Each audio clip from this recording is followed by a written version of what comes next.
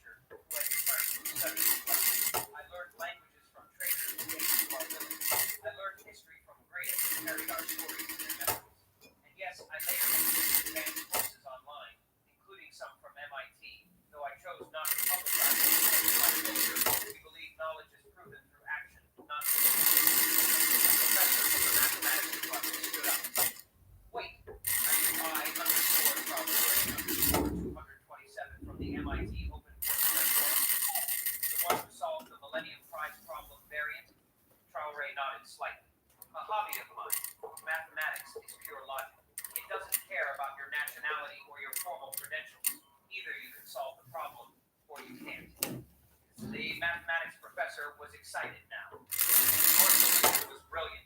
We've been trying to make it come to heads for years. And now I'm here, Traore said with a funny smile. I represent the intellectual vacuum of matter. The irony wasn't lost on me. The audience was riveted, watching Whitfield's report while Traore calmly prodded his head not just the professor's argument. My humble view. But let's return to leadership, Traore continued. Professor Whitfield, in your article, you praised the right to democratic conditions. Tell me, when did women get the right to vote in the United States? 1920, Whitfield answered, seemingly grateful for my question. And in the Ashanti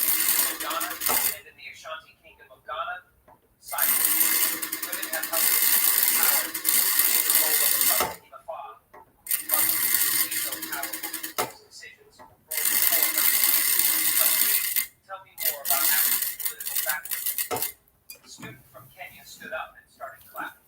Soon, others joined. The applause spread through the auditorium, but Traore raised his hand for silence. Please, don't applaud. This isn't about humiliating Professor Whitfield. This is about something much more important. He looked directly at the professor. Sir, you have to conclude. Your words changed our young minds and the entire continent, millions of people. You write that African leaders are elected tyranny. You're not just wrong. You're perpetuating dangerous signals that were used to justify centuries of exploitation.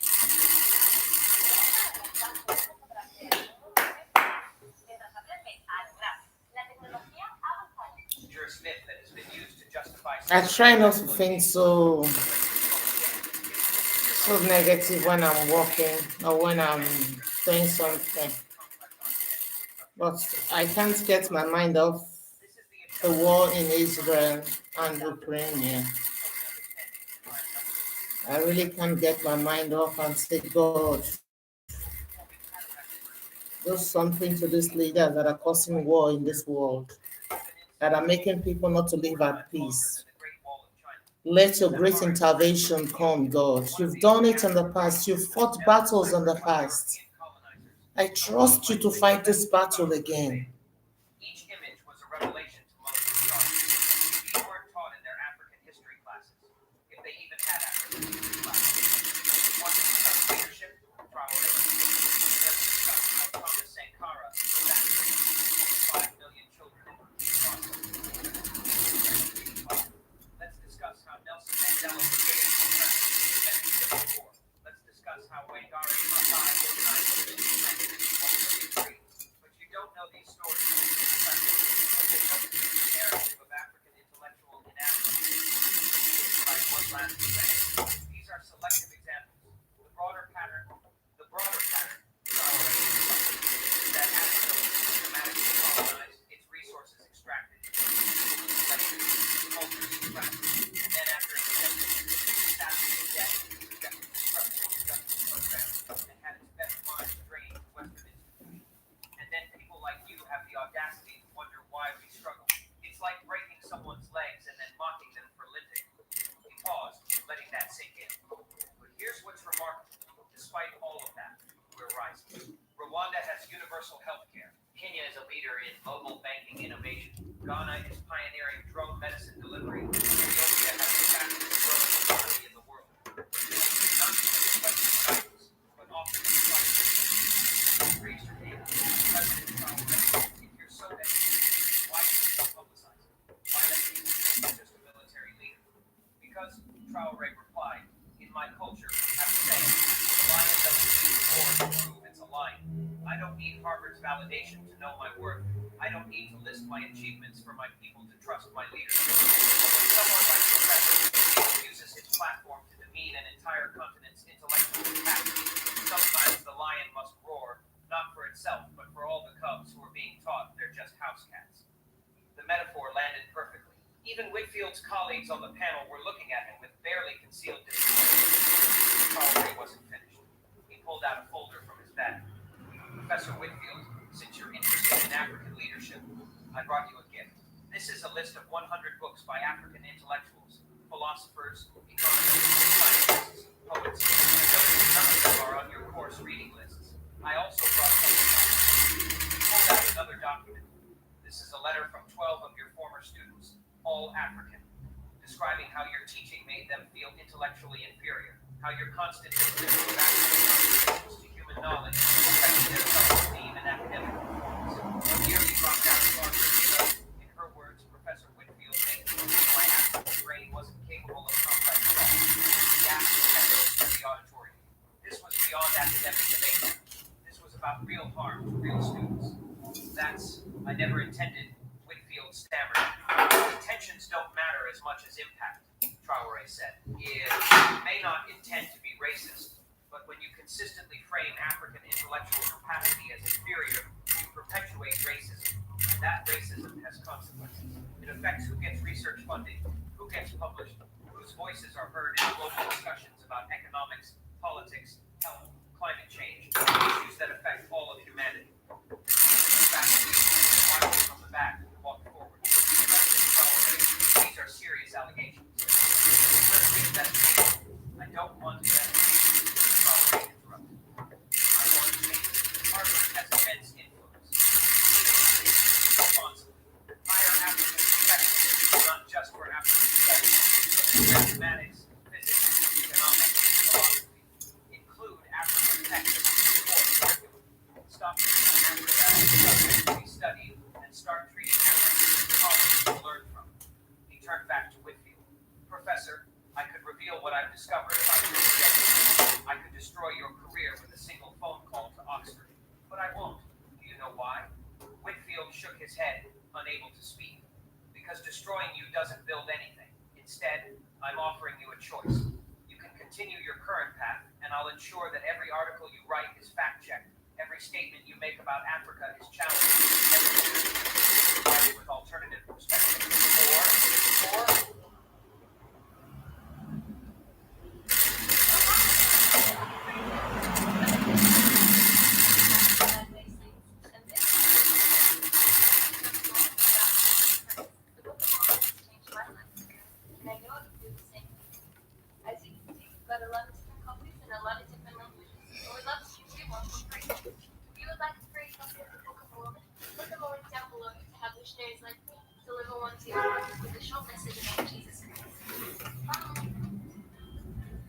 Or Or you can take a sabbatical. Come to Burkina Faso, not as a professor, but as a student.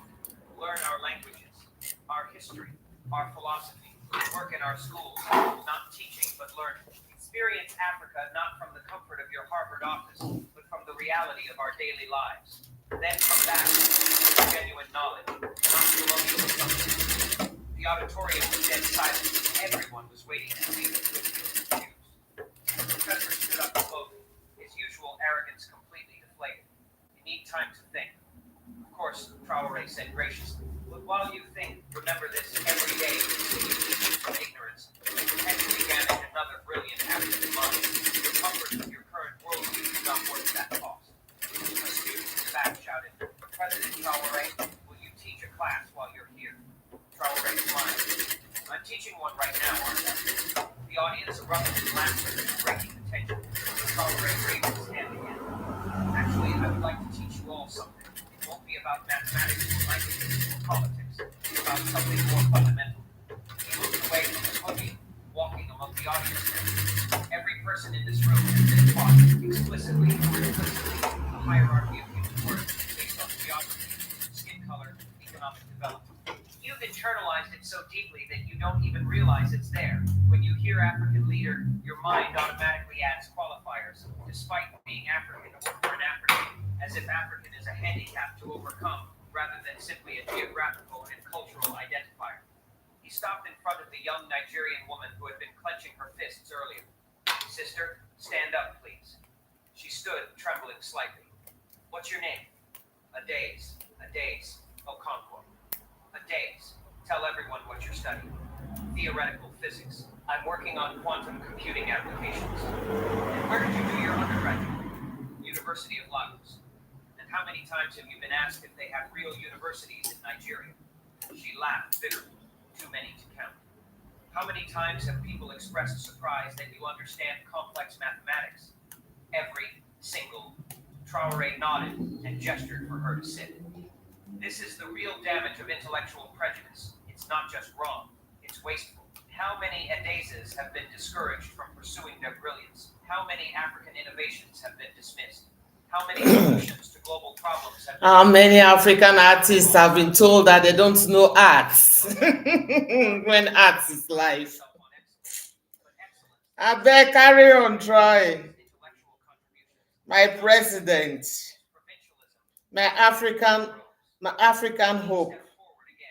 President Traore, would you consider an official visiting professorship?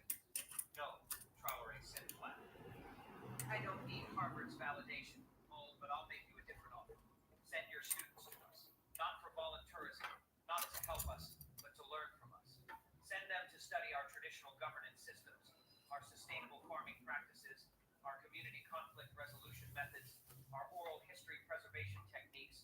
We'll teach them things no Harvard classroom can. He started packing his things. Wait, Professor Whitfield called out. The debate isn't over. It was over before it began, Traore replied. You came to debate whether African leaders have intellectual capacity. The question itself is insulting. It's like debating whether women are capable of rational thought or whether poor people deserve human rights. The fact that you think it's debatable reveals everything about your worldview and nothing about our capabilities. As he walked toward the exit, the student called out, President Traore, one more question. He paused. How do we unlearn these biases? Traore turned back, and for the first time his expression softened completely. Start by questioning everything you've been taught about human worth. Read authors from every country. Learn languages that reshape how you think. Practice, but not as students. Most importantly, ask yourself every time you're surprised by unexpected places. That surprise is bias showing. Example, comforted. Look directly at Whitfield one last time. Professor, you asked what an African soldier would do in front of minds. The answer is simple. Humility.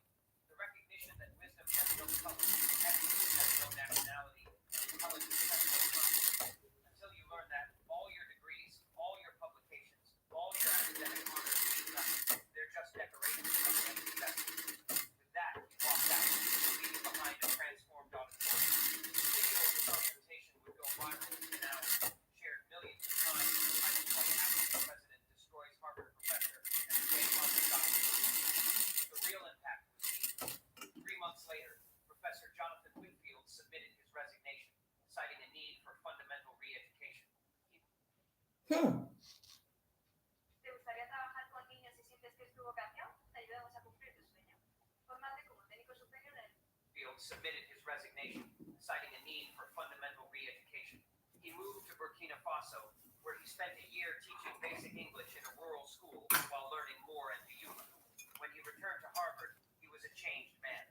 His first lecture upon return began with these words, everything I taught you about African intellectual capacity was wrong. I was the one suffering from intellectual inadequacy, the inability to see beyond my own cultural limitations.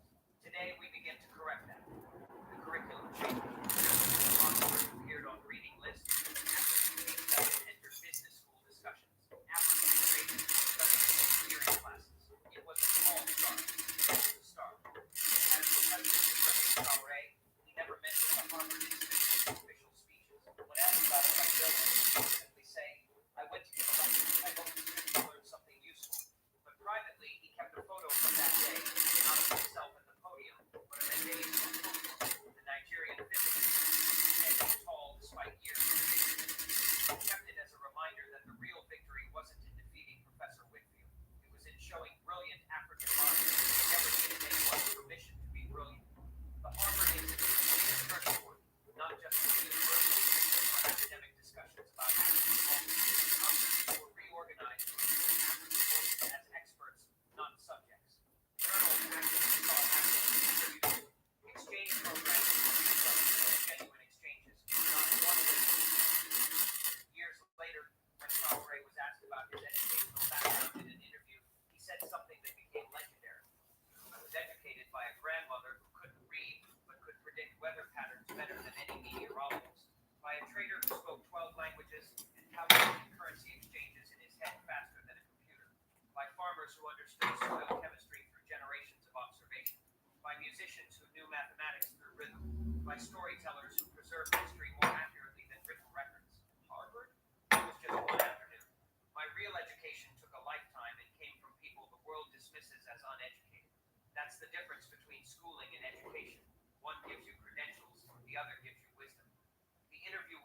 general again, but this time the comments were different. Instead of shock at an African president's intelligence, there was recognition of a fundamental truth that human intelligence and wisdom are universally distributed, regardless of geography, economy, or formal education. The only thing that's unevenly distributed is opportunity and recognition. Back in Burkina Faso, Traore implemented educational reforms that valued both traditional knowledge and modern science. Students learned quantum physics and traditional medicine, computer coding and oral history, international law, and indigenous governance. The result was a generation that was confidently rooted in their culture, while being globally competitive. When Harvard's business school did a case study on Burkina Faso's growth 5 years later, they had to acknowledge unfolding. The country's success came not from following Western development models, but from ignoring them. By valuing indigenous knowledge, prioritizing leadership over individual wealth, measuring success and well-being rather than just GDP, Burkina Faso has achieved what decades of Western-led development programs failed to accomplish. The case study's conclusion, written by a humble Professor Whitfield, read, "Perhaps the greatest lesson Burkina Faso teaches us is that we've been asking the wrong questions. Instead of asking, how can we develop Africa, we should have been asking, what can we learn from Africa?" The answer, it turns out, is far more than our academic arrogance ever allowed us to imagine. The last word belongs to Ibrahim Traore himself. He gave the African Union. They thought they were insulting us when they called us uneducated. They didn't realize that surviving colonization, thriving despite exploitation, maintaining humanity in the face of dehumanization, that's the highest form of education. We didn't learn leadership from books written by our oppressors. We learned it from our ancestors who resisted, our parents who persisted, our children who insisted on a better future. That's not a lack of education. That's a PhD in resilience, a master's in innovation, a doctorate in dignity. And unlike their degrees, ours can never be revoked. The standing ovation lasted 17 minutes. The standing ovation lasted 17 minutes. But for Ibrahim Traore, the real work was just to begin. As he left the African Union summit, his phone buzzed with an encrypted message from his intelligence chief. Harvard's situation has escalated. Professor Whitfield's supporters are mobilizing. They're planning something. 3 days after the Harvard confrontation, Traore was back in Ouagadougou when his communications director rushed into his office. "President, you need to see this." She handed him a tablet showing a live stream from CNN International. The headline read, "Harvard faculty demands apology from African leader for aggressive intimidation." Every morning we show up, we put in the hours, but we ever wonder if making it work is truly enough? You're doing your best to support your family for years, but Harvard faculty demands apology from African leader for aggressive intimidation. On screen, a panel of 5 Harvard professors sat around a table. Professor Whitfield was notably absent, but his colleague, Dr. Margaret Steinberg from the economics department, was speaking. "What happened 3 days ago was an ambush. President Traore came to our institution under false pretenses and launched a premeditated attack on one of our most distinguished faculty members. This kind of intimidation tactic might work in military juntas, but it has no place in academic discourse." Traore watched calmly as another panelist, Professor Richard Chen from political science, added, "We've reviewed Traore's claims about speaking 7 languages and having advanced mathematics knowledge. There's no verified evidence. This appears to be a carefully orchestrated propaganda campaign to discredit Western academic institutions." His communications director was furious. "Should we respond immediately?" "No," Traore said thoughtfully. "Let them dig their hole deeper, but start preparing. Contact Dr. Aminata Diallo at MIT, Professor Kwame Asante at the Sorbonne, and Dr. Liu Wei from Beijing University. Tell them it's time." "Time for what, sir?" "Time to show them that when you attack one African intellectual, you face all of us." The Harvard professor's media campaign intensified over the next 48 hours. They appeared on major news networks, published op-eds in prestigious newspapers, and mobilized their academic networks. The narrative they pushed was consistent. Traore was a military dictator who used theatrical tricks to humiliate a respected scholar. Dr. Steinberg appeared on BBC News saying, "We've done our research. There's no record of Ibrahim Traore completing any formal education beyond high school. His claims about MIT courses are unverifiable. This is exactly the kind of anti-intellectual populism we're seeing worldwide, attacking experts who backfill your narrative." Meanwhile, in Burkina Faso, Traore was in a secure conference room with a surprising group of people connected via encrypted video links. screens were some of the world's most brilliant minds, many of whom had never revealed their connections to the PSA president. Dr. Yuki Tanaka, Nobel laureate in physics, spoke first. He wrote, "They're trying to destroy your credibility. Should we go public with the Quantum Development Project?" The Quantum Development Project was one of the world's best-kept secrets. For 3 years, Traoré had been collaborating with leading scientists worldwide on applying quantum computing to solve Africa's development challenges. His contributions to quantum algorithm optimization had been published under pseudonyms to avoid political complications. Not yet, Traoré replied. Let's see how far they're willing to go first. Dr. Diallo from MIT interjected. I can verify your course completion. You were in my advanced topology class, online, under the username iTraoré227. I appreciate that, Aminata, but this isn't about defending my credentials. It's bigger than that. Professor Asante and Sorbonne understood immediately. They're not just attacking you, they're reinforcing the narrative that African leaders can be intellectuals. If we only defend you personally, we lose the larger battle. Exactly, Traoré confirmed. So we're going to do something different. We're going to expose the entire system.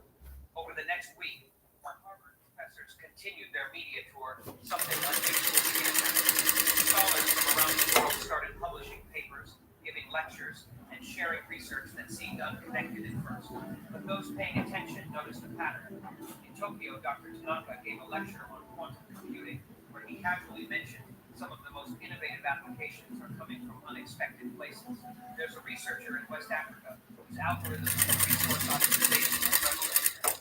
In Beijing, Dr. Lu Wei published a paper on sustainable development that referenced indigenous knowledge systems from Burkina Faso that surpassed Western models in and sustainability. In Sao Paulo, Dr. Maria Santa presented findings on educational innovation that highlighted a mathematical teaching method developed by a former teacher in Burkina Faso that accelerated learning by 200%. None of them mentioned Traoré by name, but the breadcrumbs were there for anyone who wanted to follow them. Then, the first bomb dropped.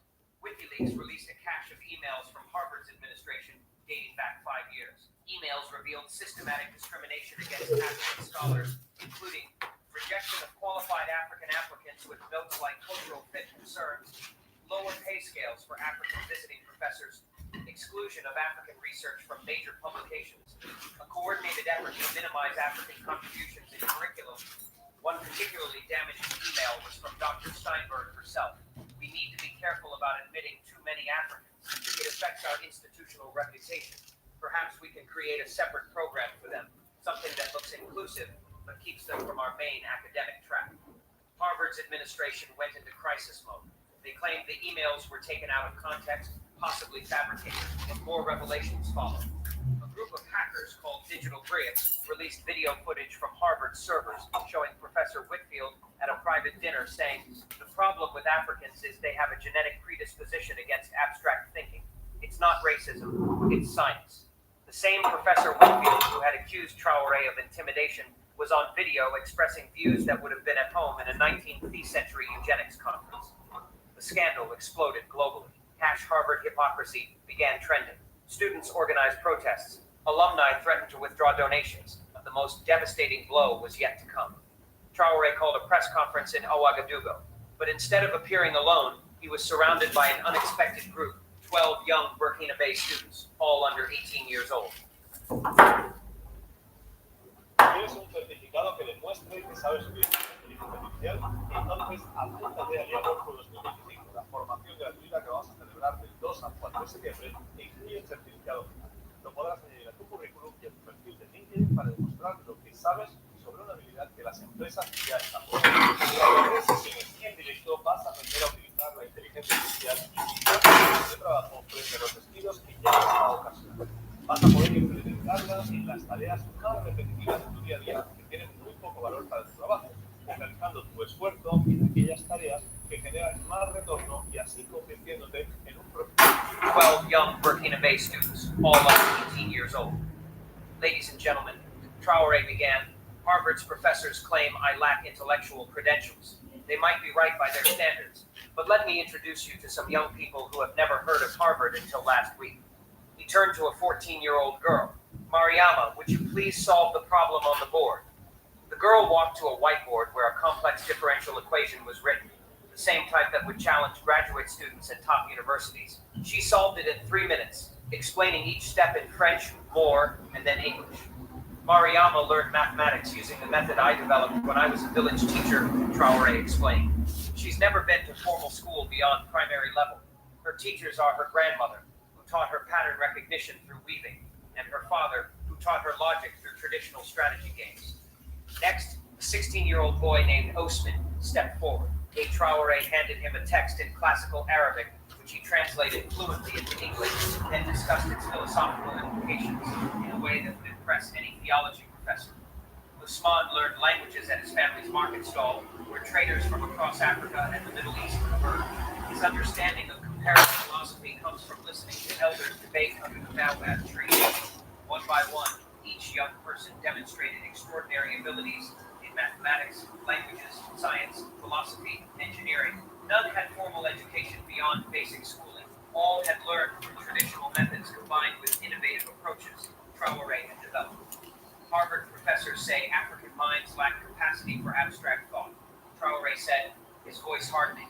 These children prove otherwise. But here's what's truly insulting. These professors will now probably want to rescue these brilliant minds, bring them to Harvard, civilize them. They'll never acknowledge that the very educational system they defend would have crushed these children's genius, forced them into boxes, taught them to be ashamed of their indigenous knowledge. The demonstration continued. A 15-year-old girl recited from memory the entire periodic table in rhyming verse she had composed in Dayula. A 17-year-old boy demonstrated a water purification system he had invented using only local materials and traditional knowledge of mineral properties. But then Traore revealed something that stunned even his supporters. These children have been participating in an experiment for the past 3 years. Every week they've been solving problems sent by anonymous academics worldwide. Their solutions have been published in peer-reviewed journals under pseudonyms.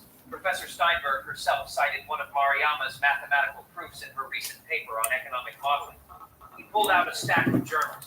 Here are 43 published papers in mathematics, physics, economics, and philosophy. The authors are these children behind me. The peer reviewers, all Western academics, praise the work as groundbreaking, brilliant, paradigm shifting. But now that you know the authors are African children with no formal credentials, will you retract your praise? The silence from Harvard was deafening. But Traore wasn't finished. He announced that Burkina Faso was launching the Indigenous Genius Project, a global initiative to identify and nurture intellectual talent using non-Western educational methods.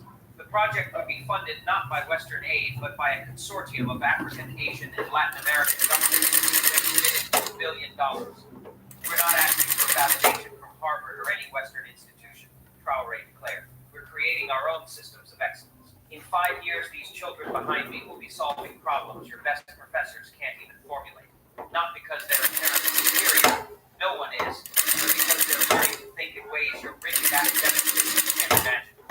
Reactions from the academic world were mixed. Progressive scholars praised the initiative, while traditionalists dismissed it as propaganda. But the real impact came from an unexpected source. 3 days after Traore's press conference, Professor Whitfield released a video feed. It was haggard, older, as if the past 2 weeks had aged in years. I've spent the last week reflecting again, not just about what President Traore said at Harvard, but about my entire academic career. I've reviewed my published works, my lectures, my interactions with African students and colleagues. It's undeniable. I've been intellectually blind, willfully ignorant, and academically intolerant. Held up a phone contains my real credentials. President Traore was right. I did alter my name and birth date to assume someone else's academic achievements. The real Jonathan Whitman died in a car accident in 1983, just after defending his I was his roommate, a failed PhD candidate named John Whitman. I saw an opportunity to profession sent shockwaves through academia. Whitfield wasn't done. For 37 years, I've been an imposter teaching about African intellectual inferiority while being living among the Western academic system can't even verify its own credentials. The irony is suffocating. But worse than my personal fraud is the intellectual fraud I've perpetrated against African scholarship. I've suppressed African voices, dismissed African research, and trained generations of students who look directly into the camera. President Traore take, not for rejection. Some things can't be redeemed. For education, real education, the kind that transforms not just what you know, but who you are. The video went viral instantly. Harvard's reputation took a massive hit. The university launched multiple investigations, eventually revealing that Whitfield wasn't the only professor with questionable credentials or problematic views. The scandal led to the resignation of Harvard's president and a complete restructuring of its diversity and inclusion policies. Cada hora que tu hijo pasa viendo vídeos en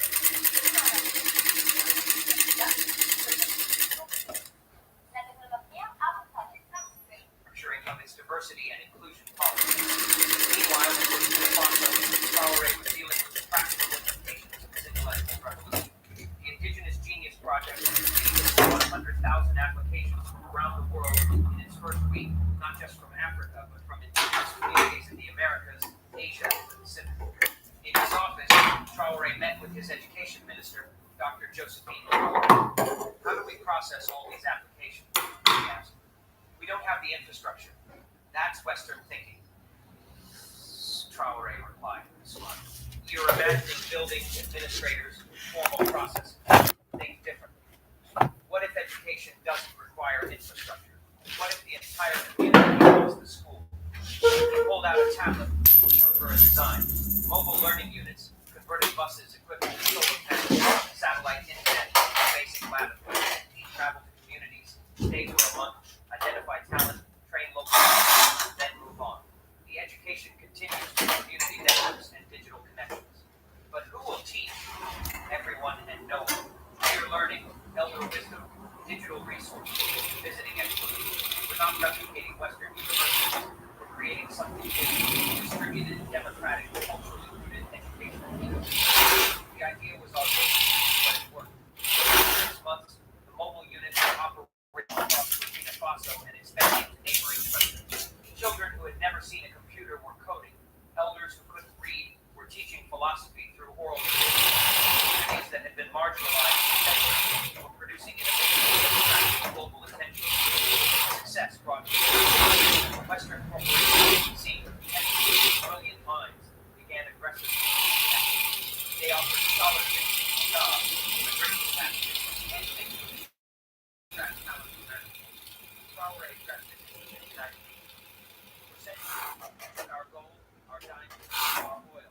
Now we want to take our genius.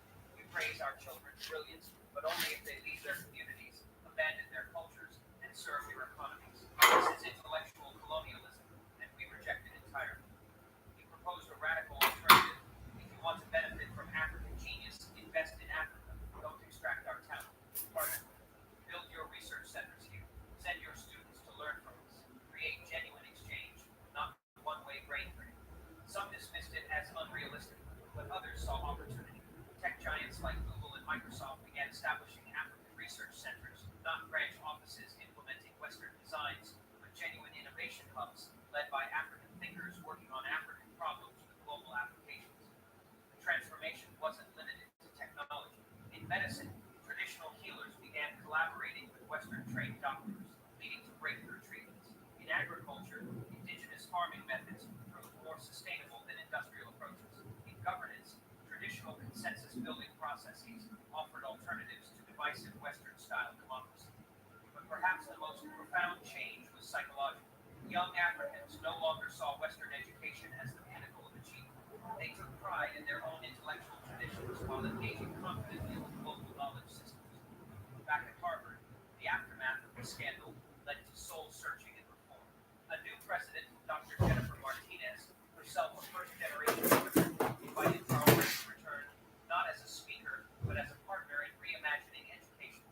The meeting took place in the same auditorium where the original confrontation had occurred. This time, the atmosphere was different. Audience included not just Harvard faculty and students, but educators from around the world connected virtually. President Traoré, Dr. Martinez began. Harvard owes you an apology, not just for Professor Whitfield's behavior, but for decades of institutional blindness. We've been teaching about the world while ignoring most of it. We want to change, but we need your help. Traoré studied her for a moment, assessing her sincerity. Dr. Martinez, Harvard doesn't need to apologize to me. It needs to apologize to the thousands dismissed or underpaid. To the millions of African students, it taught to despise their own intellectual heritage. To humanity itself for impoverishing global knowledge by marginalizing non-Western wisdom. You're right, she acknowledged. So how do we make amends? You don't make amends, Traore replied. You make changes. Real, structural, irreversible changes. Here's my proposal. He outlined a radical restructuring. 50% of Harvard's faculty in every department must come from non-Western backgrounds within 10 years. Core curriculum must include non-Western philosophy, science, and history as requirements, not electives. Tuition-free education for all students from formerly colonized nations. Research partnerships where African institutions lead and Harvard supports. Acknowledgement in every relevant course of how Western academia has suppressed non-Western knowledge. The proposal was met with resistance from conservative faculty, but student support was overwhelming. The reforms, implemented gradually, transformed Harvard from a bastion of Western elitism to a genuine global university.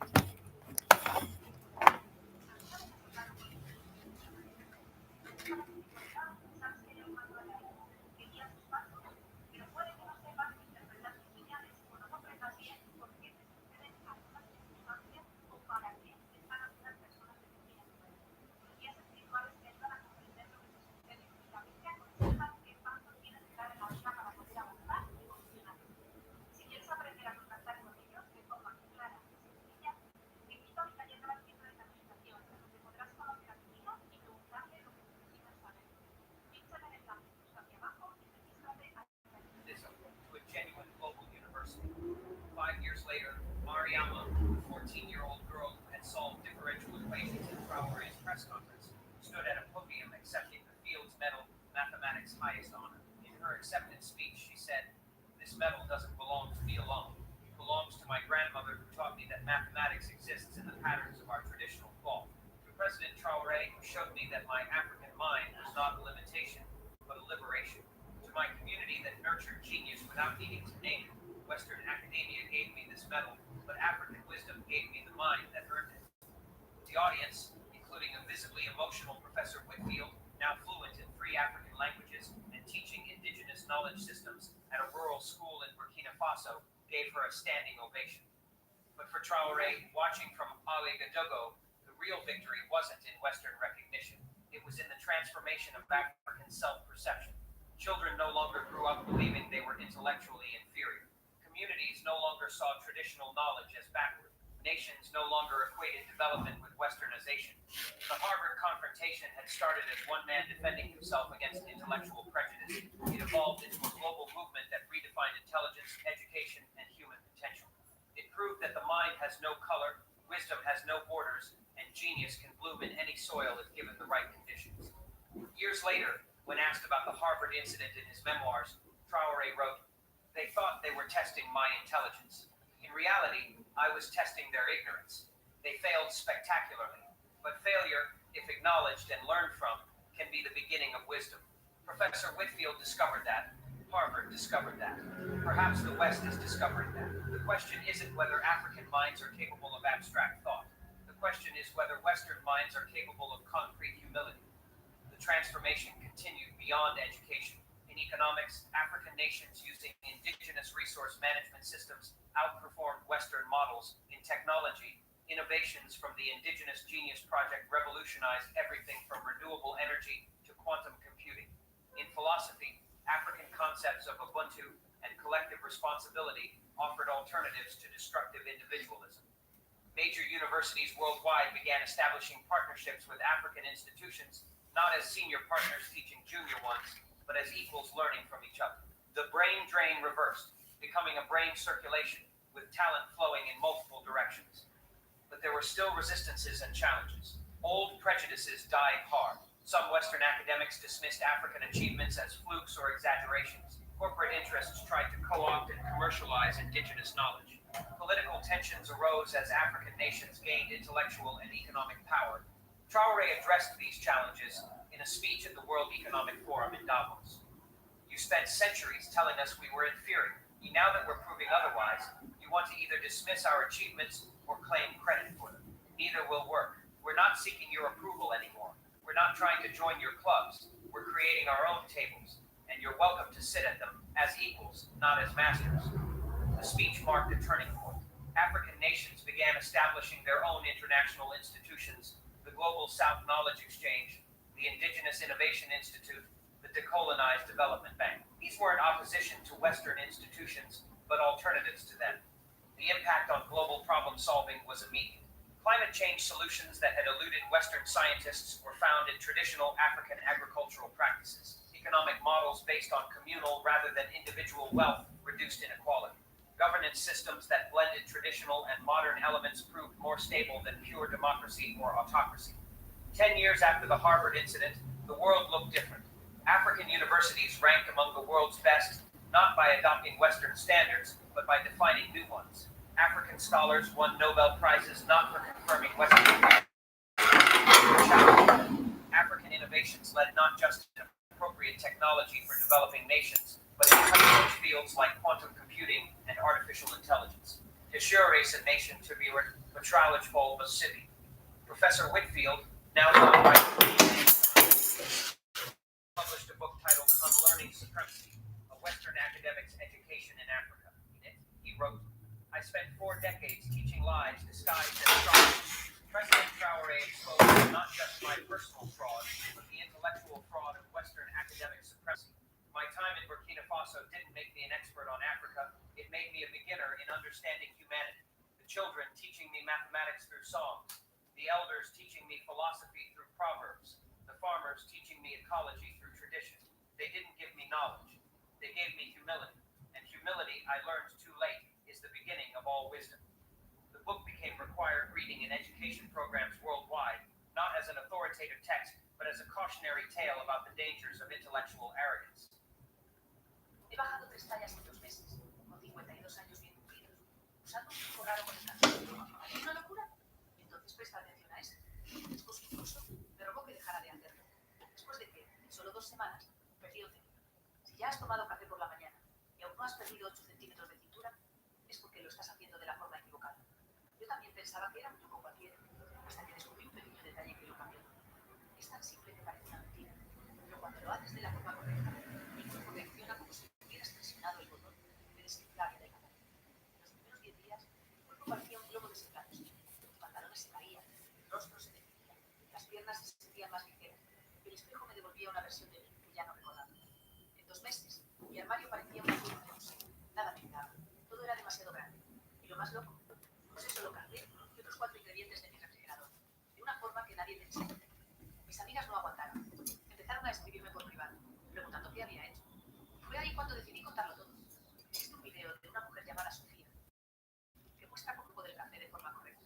Y por qué este truco está haciendo que tantas mujeres adelgacen sin pisar un gimnasio, sin dejar de comer, sin cirugías y sin gastar en suplementos.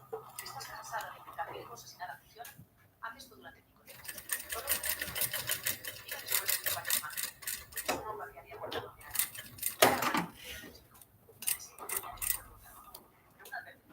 Este video fue eliminado 4 veces en las últimas 24 horas. La industria del adelgazamiento se está volviendo loca con esto. Así que, si aún está online, haz clic en el botón azul. Dale a la descripción y toma notas. Porque lo único que te separa del cuerpo que deseas es este truco sencillo que nadie te ha contado jamás.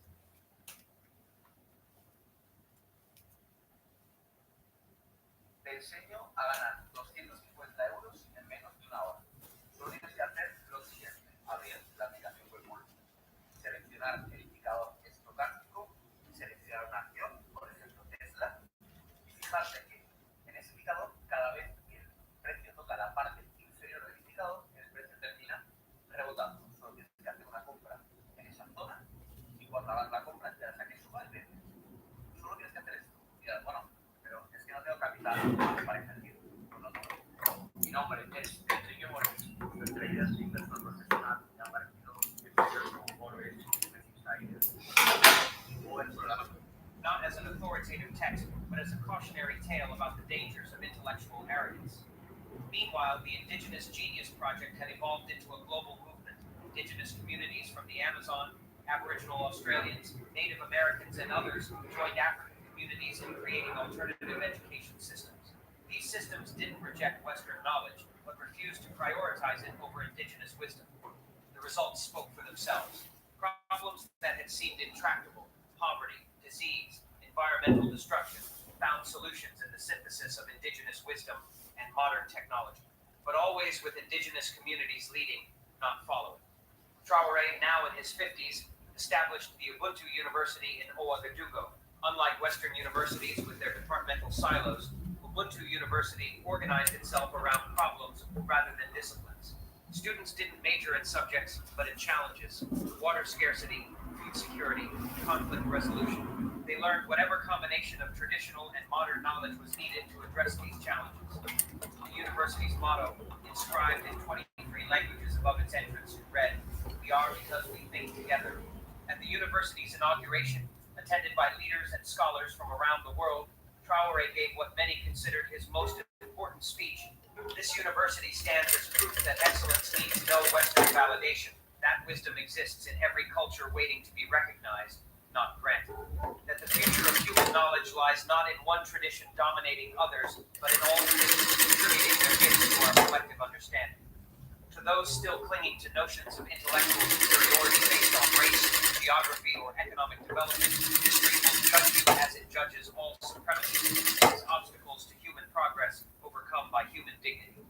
To the young people here and watching around the world, remember, your mind is not limited by your birthplace, your wealth, or your formal credentials.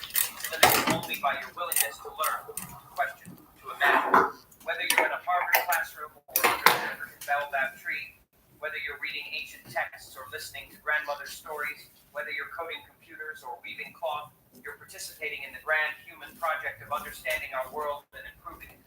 The Harvard professors thought they were putting African intelligence on trial. Instead, they put Western academic arrogance on trial. The verdict is clear. No culture has a monopoly on wisdom. No race owns intelligence. No institution controls knowledge. These are the birthright of all humanity, expressed in countless ways, all valuable, all necessary, all deserving of respect. Welcome to Ubuntu University, where we don't teach you what to think, but how to think together. The speech went viral, translated into over 100 languages, and became a manifesto for educational revolution worldwide. But for Traoré, the real success was smaller, quieter moments. Like when Mariama, now Dr. Mariama Ouedraogo, returned to her village to teach children mathematics through traditional songs, bridging worlds that were never meant to be separate. Like when former Professor Whitfield, now simply John, sat under a baobab tree learning wisdom from elders who couldn't read but understood life in ways his Harvard education never taught him. Like when a young American student at Ubuntu University said, "I came here thinking I would help Africa. Instead, Africa helped me understand that my education had been incomplete, my worldview narrow, my potential limited by my own culture's constraints." The Harvard incident had started with an insult. What insights could an African soldier offer to Harvard minds? The answer, it turned out, was everything Harvard minds didn't know they were missing. And in that answer lay the seed of a new world, one where knowledge was democratized, wisdom was recognized wherever it bloomed, and human potential was limited not by prejudice but only by imagination. The transformation was far from complete. Prejudices persisted, inequalities remained, and power structures resisted change. But something fundamental had shifted. The myth of Western intellectual superiority had been shattered, not by violence or revolution, but by the simple act of demonstrating that genius wears many faces, speaks many languages, and thinks in many ways. As Traoré often said, we didn't defeat them. We simply showed them that there was no competition to begin with. We were all on the same team, humanity's team, and we all brought different gifts to the table.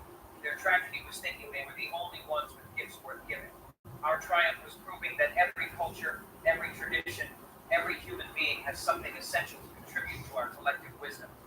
The story that began in a Harvard auditorium can become a global transformation, because sometimes the most powerful weapon against oppression is simply refusing to accept your oppressor's definition of your work. And in classrooms in Cambridge, Kinshasa, from Tokyo to Sao Paulo, from Mumbai to Stockholm, children were learning a new lesson that intelligence has no color, wisdom has no nationality, and mind wherever it exists is capable of infinite possibility. Esto que estás viendo es lo que podrías estar ganando si cambias tu destinos al mes, trabajo, desde donde tú quieras, horario flexible, sin gastar en ningún sitio y una profesión con 100% de empleabilidad. Te estoy hablando de una profesión tecnológica que puede puedes aprender sin necesidad de tener que hayas estudiado una carrera específica. De hecho, lo único que necesitas para esto es tener la convicción de que tu trabajo actual va a ser el sitio donde quieres pasar el resto de tu vida. Si no se te pone la piel de gallina cuando te imaginas vivir el mismo día una y otra vez hasta jubilarte, entonces esto no es para ti. En cambio, si eres de los que valora el trabajo libre, sin horarios estrictos y un miedo al cambio, sea cual sea tu edad, entonces esto sí es para ti. Para conocer en detalle de qué profesión se trata y si es para ti o no, tienes disponible un vídeo que en pocos minutos te explica todos los detalles de esta profesión y cómo iniciar la otra. Para verlo, usa el botón de aquí abajo y dile a qué correo enviarte el acceso.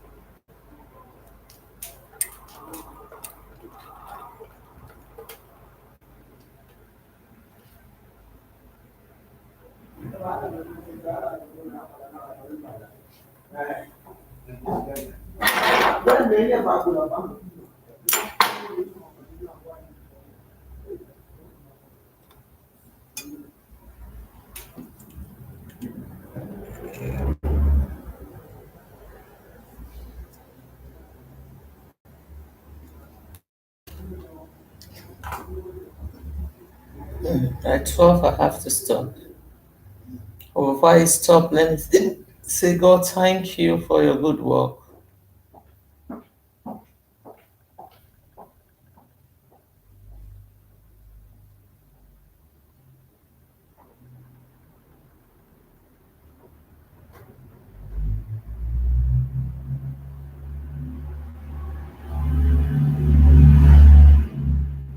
Lord, you have been so good. You're my everything, my King. Lord, you've been so good, my everything, Jehovah. You are my God. Oh, mm, mm, everything you are.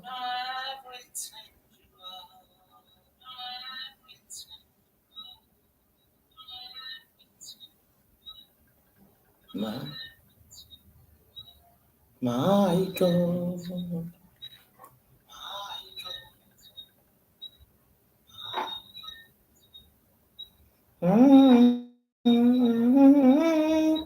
Jehovah, Jehovah will praise your name.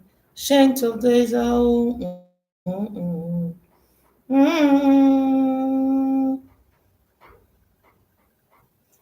Jehovah,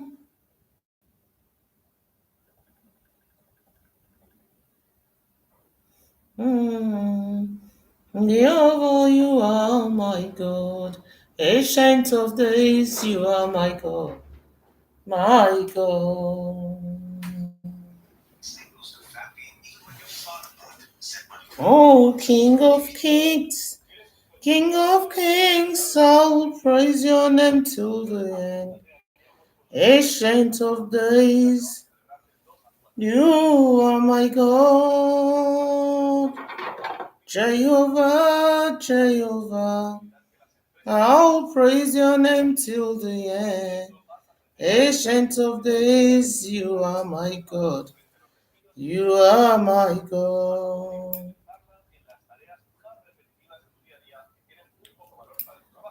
Oh, amazing grace, an extravagant grace that has seen me through everything. Oh, amazing grace, extravagant grace, that has seen me through. Mm. Lord, I have an extravagant grace because you stood for me.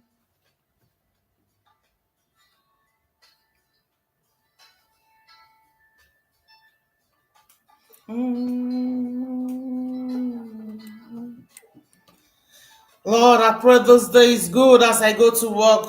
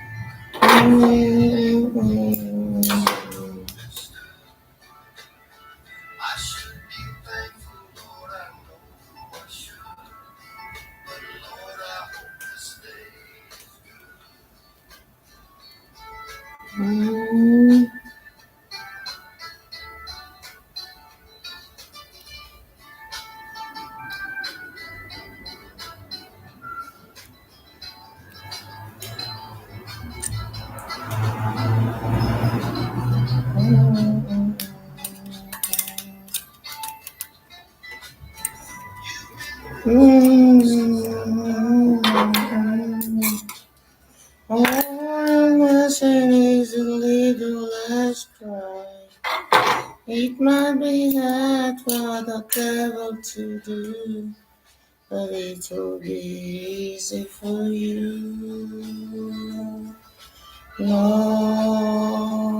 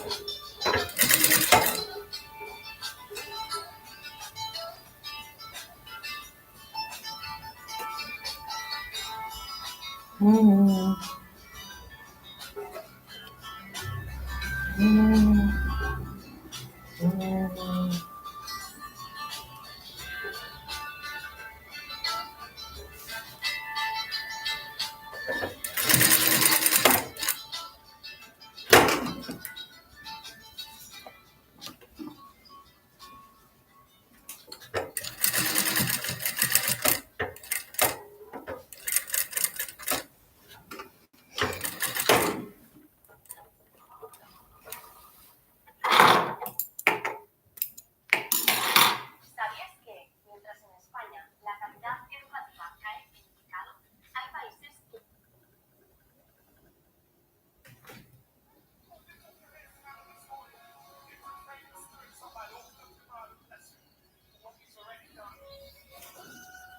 Is planned for evil, my God has turned it around.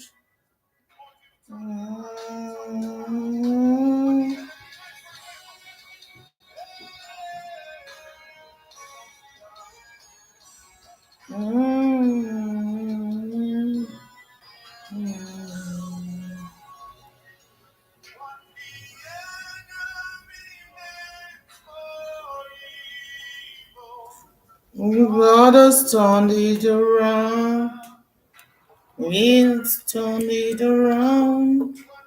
And I'm meant for evil. God has turned it around for my good.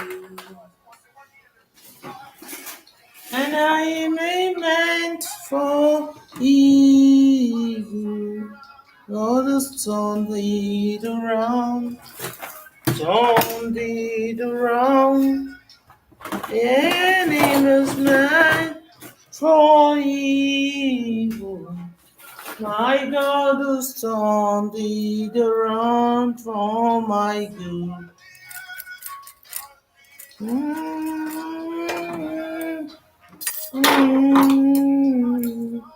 mm, mm, Even in my world.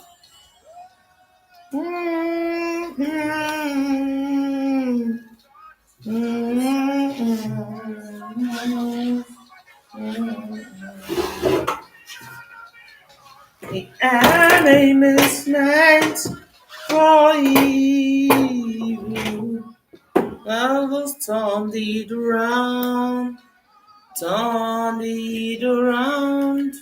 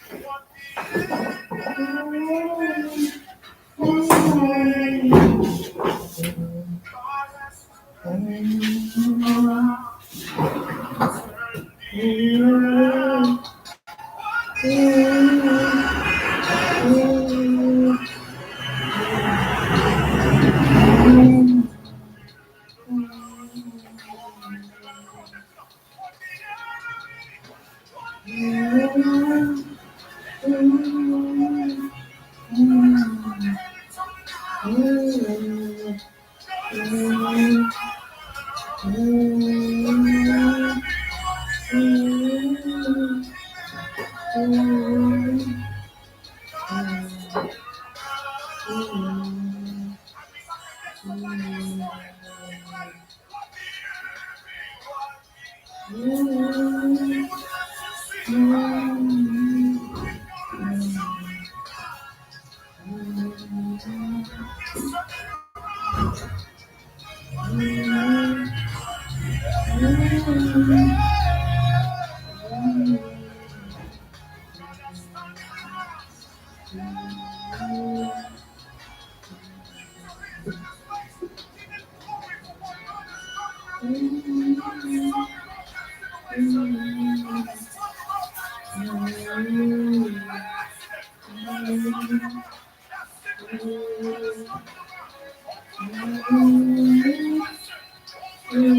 inteligencia artificial cuando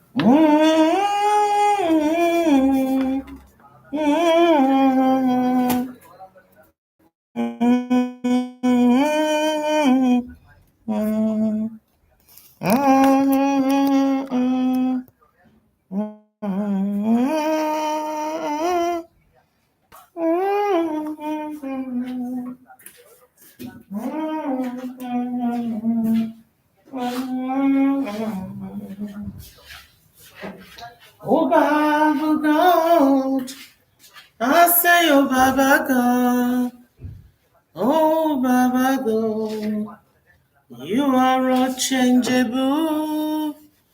Oh, Baba God, oh, yes, oh, Baba God.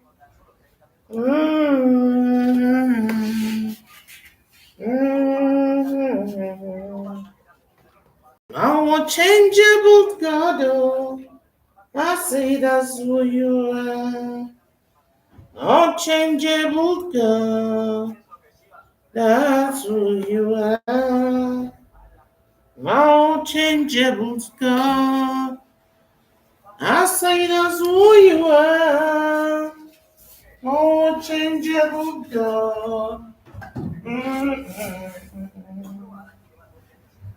mm,